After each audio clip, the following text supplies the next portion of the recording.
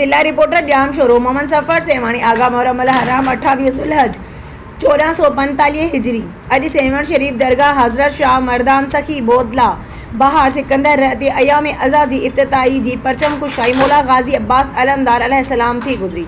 सेवण जे ॿाहिरां आयल ज़ाइरीन मोमिन लबैकिया हुसैन अलैहिस्सलाम जूं सदाऊं बुलंद कयूं।